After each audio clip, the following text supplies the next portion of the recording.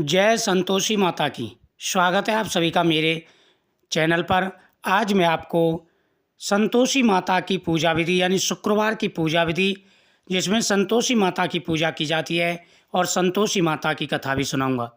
हिंदू धर्म के अनुसार शुक्रवार के दिन शक्ति की देवी संतोषी माता की पूजा की जाती है। उपवास व्रत रखा जाता है। शुक्रवार के दिन जो पूजा की जाती है उसमें संतोषी माता की पूजा की जाती है, जिसमें कुल 16 लगातार शुक्रवार के लिए व्रत उपवास करते हैं। इसमें सफ़ेद रंग का शुक्रवार को विशेष महत्व होता है। शुक्रवार को उपवास भोर से शुरू होता है, यानी सुबह से शुरू होता है और शाम को खत्म होता है। पौराणिक मान्यताओं के अनुसार संतोषी माता का नियम पूर्वक व्रत करना अत्यंत फलदायी होता है और इस व्रत के पालन से घर में सुख समृद्धि आती है। आपको बता दें कि किस तरह से संतोषी माता का व्रत करना चाहिए। आपको यह ध्यान से सुनना है। सबसे पहले पूजा विधि और उसके बाद में कथा। पूजा करने से पूर्व जल से भरे पात्र के ऊपर एक कटोरी में गुड़ और भुने हुए चने रखें। दीपक जलाएं और व्रत कथा कहते समय हाथों में गुड़ और भुने हुए चने रखें। दीपक के आगे या जल के पात्र को सामने रखकर कथा प्रारंभ करें तथा कथा पूरी होने पर आरती करें और प्रसाद का भोग लगाएं। संतोषी माता के अनुष्ठान के दौरान पहली प्रार्थना संतोषी माता के पिता भगवान गणेश और माता रिद्धि सिद्धि के लिए करनी चाहिए। संतोषी माता आपकी सभी इच्छाओं को पूरा करती हैं और व्यवसाय में सफलता आती है। संतोषी माता की पूजा करने से व्यापार में लाभ, संतान का सुख, आमदनी में वृद्धि और सभी सुखों की प्राप्ति होती है। सभी प्रकार के दुख दूर हो जाते हैं। इस दिन पूरे दिन भोजन ग्रहण ना करें। 16 शुक्रवार तक नियम पूर्वक व्रत करें और शुक्रवार को व्रत के दौरान फलाहार ग्रहण करें। प्राचीन समय की बात है, एक बुढ़िया थी। उसके 7 बेटे थे। 6 कमाने वाले थे, जबकि एक निकम्मा था। बुढ़िया 6 बेटों की रसोई बनाती, भोजन कराती, उसमें से जो कुछ जूठन बचती वह सातवें को दे देती। एक दिन वह अपनी पत्नी से बोला, देखो मेरी माँ को मुझ पर कितना प्रेम है। वह बोली, क्यों नहीं, सबका झूठा जो तुम्हें खिलाती हैं। वह बोला, ऐसा नहीं हो सकता, जब मैं आंखों से देख लूँगा तभी मानूंगा। वह हंसकर बोली, देख लोगे तब तो मानोगे। कुछ दिन बाद कोई त्योहार आया। घर में 7 प्रकार के भोजन और चूरमे के लड्डू बने। वह जांचने को सिर दुखने का बहाना कर पतला वस्त्र सिर पर ओढ़कर रसोई में सो गया। वह कपड़े में से सब देखता रहा। 6 भाई भोजन करने आए। उसने देखा माँ ने उसके लिए सुंदर आसन बिछा, नाना प्रकार की रसोई परोसी और आग्रह करके भोजन जमाया। 6 भोजन करके चले गए। तब माँ ने उनकी झूठी थालियों में से लड्डू के टुकड़े उठाकर एक लड्डू बनाया। झूठन साफ कर बुढ़िया ने उसे पुकारा, बेटा 6 भाई भोजन कर गए, अब तू ही बाकी है, उठ, कब खाएगा। वह कहने लगा, माँ मुझे भोजन नहीं करना, मैं अब परदेश जा रहा हूँ। माँ ने कहा, कल जाना हो सो आज चला जा। वह बोला, हाँ आज ही जा रहा हूँ। चलते समय अपनी पत्नी की याद आई। वह गौशाला में कंडे उपले ताप रही थी। वहाँ जाकर के बोला, हम जामे परदेश, आमेंगे कुछ काल, तुम रहियो संतोष से, धर्म अपनो पाल। वह बोली, जाओ पिया आनंद से, हमारो सोच हटाए, राम भरोसे हम रहे, ईश्वर तुम्हें सहाय। 2 निशानी आपन देख धरू में धीर, सुध मत हमारी विसारियो, रखियो मन गंभीर। वह बोला, मेरे पास तो कुछ नहीं, ये अंगूठी है सो ले और अपनी कुछ निशानी मुझे दे। वह बोला, मेरे पास तो क्या है, ये गोबर भरा हाथ है। यह कहकर उसकी पीठ पर गोबर के हाथ की थाप मार दी। वह चल दिया। चलते चलते दूर देश पहुंचा। वहाँ एक साहूकार की दुकान थी। वहाँ जाकर कहने लगा, भैया मुझे नौकरी पर रख लो। साहूकार को ज़रूरत थी, बोला रह जा। लड़के ने पूछा, तनख्वाह क्या दोगे। साहूकार ने कहा, काम देखकर दाम मिलेंगे। साहूकार की नौकरी मिली। वह सुबह 7 बजे से 10 बजे तक नौकरी बजाने लगा।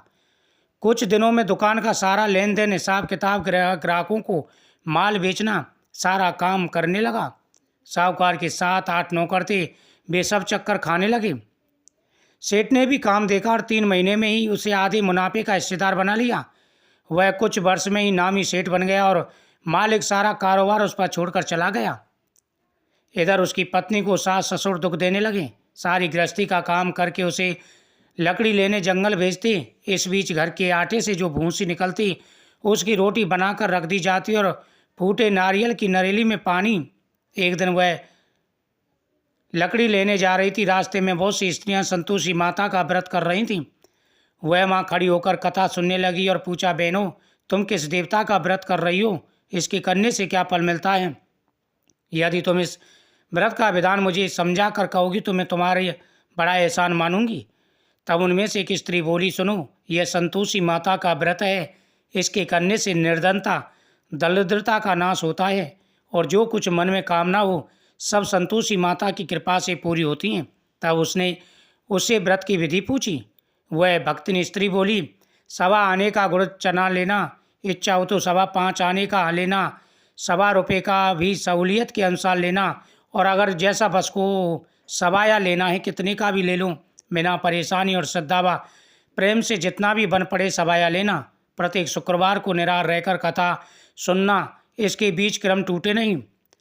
लगातार नियम पालन करना। सुनने वाला कोई ना मिले तो घी का दीपक जला के उसके आगे या जल के पात्र को सामने रखकर कथा कहना। जब कार्य सिद्ध ना हो, नियम का पालन करना और कार्य सिद्ध हो जाने पर व्रत का उद्यापन करना। यदि किसी के ग्रह खोटे हो भी तो भी माता वर्ष भर में सिद्ध मनोकामना पूरी करती हैं। फल सिद्ध होने पर उद्यापन करना चाहिए, बीच में नहीं। उद्यापन में 2.5 सेर आटे का ख्वाजा तथा इसी परिणाम से खीर तथा चने का साग करना। 8 लड़कों को भोजन कराना। जहाँ तक मिले देवर जेठ भाई बंधुओं के हों, मिले ना तो रिश्तेदार और पास पड़ोसियों को बुलाना, उन्हें भोजन करा यथाशक्ति दक्षिणा दे माता का नियम पूरा करना। उस दिन घर में खटियाई न खाना। यह सुन बुढ़िया की लड़की की बहू चल दी। रास्ते में लकड़ी के बोझ को बेच दिया और उन पैसों से चना गुड़ ले माता के व्रत की तैयारी कर आगे चली और उसे सामने मंदिर देखकर पूछने लगी, यह मंदिर किसका है? सब कहने लगे, संतोषी माता का है। यह सुनकर माता के मंदिर में जाकर चरणों में लौटने लगी। दीन हो विनीत करने लगी, माँ, मैं निपट अज्ञानी हूँ, व्रत के कुछ भी नियम नहीं जानती। मैं दुखी हूँ, हे माता जगत जननी, मेरा दुख दूर करो, मैं आपकी शरण में हूँ। माता को दया आई। एक शुक्रवार बीता कि दूसरे उसके पति का पत्र आया और तीसरे शुक्रवार को उसका भेजा हुआ पैसा। यह देख जेठ जेठानी मुँह सुकोड़ने लगे। लड़के ताने देने लगे। काकी के पास पत्र आने लगे, रुपया आने लगे। अब तो काकी की खातिर बढ़ेगी। बेचारी सरलता से कहती, भैया, कागज आमे रुपया आमे, हम सबके लिए अच्छा है।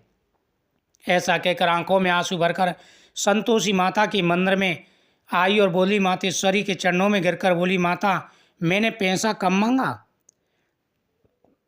मुझे पैसों से क्या काम, मुझे तो अपने सुहाग से काम है, मैं तो अपने स्वामी के दर्शन मांगती हूँ। तब माता ने प्रसन्न होकर कहा, जा बेटी, तेरा स्वामी आएगा। यह सुनकर खुशी से बावली होकर घर में जाकर काम करने लगी।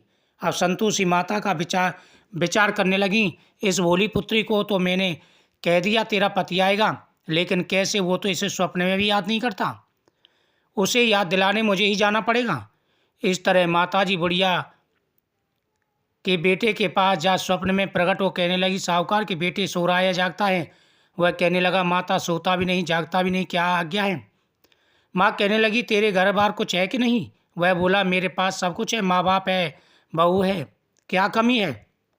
माँ बोली, भोले पुत्र, तेरी बहू घोर कष्ट उठा रही है, तेरे माँ बाप उसे परेशान करते हैं, वह तेरे लिए तरस रही है, तू उसकी सुध ले। वह बोला, माँ, मुझे मालूम है, परंतु जाऊं कैसे? परदेश की बात है, लेन देन का कोई हिसाब नहीं, कोई जाने का रास्ता नहीं आता, कैसे चला जाऊं? माँ कहने लगी, मेरी बात मान, सवेरे नहा धोकर संतोषी माता का नाम ले, घी का दीपक जलाकर दंडवत कर दुकान पर बैठ जाना। देखते देखते सारा लेन देन चुक जाएगा, जमा का माल बिक जाएगा, साज होते होते धन का भारी ढेर लग जाएगा। अब बूढ़े की बात मानकर वह नहा धोकर संतोषी माता को दंडवत घी का दीपक जलाकर दुकान पर जा बैठा।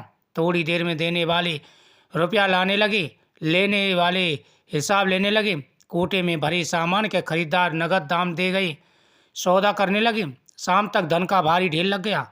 मन में माता का नाम ले चमत्कार देख प्रसन्न हो घर जाने के वास्ते गहना कपड़ा सामान खरीदा। यह काम से निपट तुरंत घर को रवाना हुआ।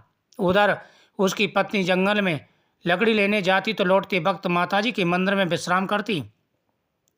वह तो उसके प्रतिदिन रुकने का जो स्थान ठहरा। धूल उड़ती देख माता से पूछती है, माता यह धूल कैसे उड़ रही है? माता कहती है, पुत्री तेरा पति आ रहा है, अब तू ऐसा कर, लकड़ियों के 3 बोझ बना, एक नदी किनारे रख और दूसरा मेरे मंदिर में व तीसरा अपने सिर पर। तेरे पति को लकड़ियों का गट्ठर देखकर मुँह पैदा होगा, वो वहाँ रुकेगा, नाश्ता पानी खाकर माँ से मिलने जाएगा। तब तू भी लकड़ियों का बोझ उठाकर जाना और चौक में गट्ठर डालकर जोर से आवाज़ लगाना, लो सासू जी लकड़ियों का गट्ठर लो, भूसी की रोटी दो, नारियल के खेपड़े में पानी दो, आज कौन मेहमान आया है? माताजी से बहुत अच्छा कहकर वह प्रसन्न मन से लकड़ियों के 3 गट्ठर बनाए और जिस प्रकार माता ने कहा उसी प्रकार उसने रख दिए। इतने में मुसाफिर आ पहुंचा। सूखी लकड़ी देख उसकी इच्छा उत्पन्न हुई कि हम यहीं पर विश्राम करें और भोजन बनाकर खा पी कर गाँव जाएं। इसी तरह रुककर भोजन बना, विश्राम करके गांव को गया। सबसे प्रेम से मिला। उसी समय सिर पर लकड़ी का गट्ठर लिए वह उतावली सी आती दिखी। लकड़ियों का भारी बोझ आंगन में डालकर जोर से 3 आवाज़ देती है, लो सासू जी लकड़ियों का गट्ठर लो, भूसी की रोटी दो, आज कौन मेहमान आया है? यह सुनकर उसकी सास बाहर आकर अपने दिए हुए कष्टों को बुलाकर कहती है, बहू ऐसा क्यों कहती है? तेरा मालिक ही तो है, आ बैठ, मीठा भात खा, भोजन कर, कपड़े गहने पहन। उसकी आवाज़ सुनकर पति बाहर आता है, अंगूठी देखकर व्याकुल हो जाता है। माँ से पूछता है, माँ ये कौन है? माँ बोली, बेटा ये तेरी बहू है, जब से तू गया है तब से सारे गांव में भटकती फिरती है, घर का काम काज कुछ करती नहीं, 4 पैर कर खाकर सो जाती है। वह बोला, ठीक है माँ, मैंने इसे भी देखा और तुम्हें भी देखा, दूसरे घर की ताली दूँ, उसमें रहूँगा। माँ बोली, ठीक है बेटा, जैसी तेरी मर्जी। तब वह दूसरे मकान की तीसरी मंजिल का कमरा खोलकर सारा सामान जमाया। एक दिन में राजा के जैसे मैल ठाट बाट हो गई। अब क्या था, बहू सुख भोगने लगी। इतने में शुक्रवार आया। शुक्रवार व्रत के उद्यापन में हुई भूल। उसने पति से कहा, मुझे संतोषी माता की व्रत का उद्यापन करना है। पति बोला, खुशी से कर लो। वह उद्यापन की तैयारी करने लगी। जेठानी की लड़कियों को भोजन के लिए कहने गई। उन्होंने मंजूर किया, परंतु पीछे से जेठानी ने अपने बच्चों को सिखाया, देखो भोजन के समय खटाई मांगना, जिससे उसका उद्यापन पूरा नहीं होगा। लड़के जीमने आए, खीर खाना पेट भर खाया, परंतु बाद में खाते ही कहने लगे, हमें खटाई दो, खीर खाना हमको नहीं भाता, देखकर अरुचि सी होती है। वह कहने लगी, भाई खटाई किसी को नहीं दी जाएगी, यह संतोषी माता का प्रसाद है। लड़के उठ खड़े हुए बोले, पैसा लाओ। बोली, बहू क्या जानती थी, पैसे दे दिए। लड़के उसी समय हट करके इमली खटाई खाने लगे। यह देख बहू पर माताजी ने कोप किया। राजा के दूत उसके पति को पकड़ कर ले गई। जेठ जेठानी मनमाने वचन कहने लगे, लूट लूट कर धन लाया था, सब राजा ने हड़प लिया। राजा इसकी खबर लेंगे, जेल की मार खाएगा। वह रोती हुई माता के मंदिर गई, कहने लगी, हे माता तुमने क्या किया, हंसाकर भक्तों को रुलाती हो। माता बोली, बेटी तूने उद्यापन करके मेरा व्रत भंग किया है। वह कहने लगी, माता मैंने कुछ अपराध नहीं किया, मैंने तो भूल से लड़कों को पैसे दिए थे, मुझे क्षमा करो, मैं दोबारा से उद्यापन करूंगी। माँ बोली, अब तू भूल मत करना। वह कहती, अब भूल नहीं होगी, अब बताओ कैसे आमेंगे। माँ बोली, जा बेटी, तेरा पति तुझे रास्ते में मिलेगा। वह निकली, राह में पति आता मिला। वह पूछते कहाँ गए थे। वह कहने लगा, इतना धन जो कमाया था उसका टैक्स राजा ने मांगा था, वह भरने गया था। वह प्रसन्न हो बोली, भला हुआ, अब घर को चलो। कुछ दिन बाद फिर शुक्रवार आया। वह बोली, मुझे माता का उद्यापन करना है। पति ने कहा, करो, बहुत खुशी से करो। बहू फिर जेठानी के लड़कों को बोलने गई। जेठानी ने 1-2 बातें सुनाई और सब लड़कों को सिखाने लगी, तुम सब लोग खटाई मांगना। लड़के भोजन से पहले कहने लगे, हमें खीर नहीं खाना, हमारा जी बिगड़ता है, कुछ खटाई दे दो। वह बोली, खटाई किसी को नहीं मिलेगी, आना हो तो आओ। वह ब्राह्मण के लड़के लाकर भोजन कराने लगी। यथाशक्ति दक्षिणा थी, एक एक फल उन्हें दिया। संतोषी माता प्रसन्न हुई। माता की कृपा होते ही 9वें मास में उसके चंद्रमा के समान पुत्र पैदा हुआ। पुत्र को पाकर प्रतिदिन माता के मंदिर में जाने लगी। माँ ने सोचा, ये रोज आती है, क्यों ना आज इसकी परीक्षा लूँ। यह विचार कर माता ने भयानक रूप बनाया। गुड़ चने से सना मुख, ऊपर सूंड के समान होठ, उस पर मक्खियाँ भिनभिना रही थीं।